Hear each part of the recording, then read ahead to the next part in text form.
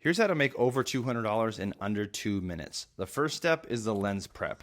It goes on, it pulls all that yellowing and oxidation out of the headlights. I like to say it's the sunburnt skin that we're removing. And then from there on most lights, we're just gonna do 1000 grit all the way up to 4000 grit, followed by a light polish and then the liquid ceramic clear coat.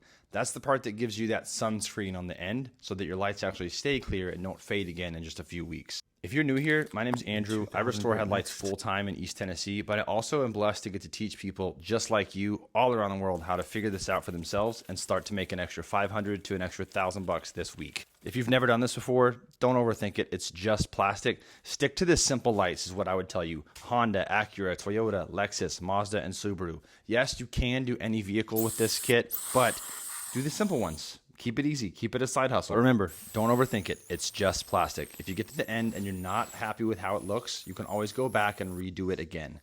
Just keep going. Just keep going. Just keep going. And if you made it this far, chances are you've been looking for a way to earn extra money, and this is just God saying, hey, I see you. Here you go. At this point, it shouldn't look like you were here, so wipe all that off. Make sure you wipe your cracks out for this step. And the number one thing that I get asked every time is, Andrew, what are you using? What products are you using? I'm using the Pro Kit from headlightmagic.com. When you use code Andrew, they'll give you 10% off whatever you order. But the reason I use it in my daily business is because the results are super consistent and it allows me to give an amazing warranty to my customers. And that's what gives you this finish every time.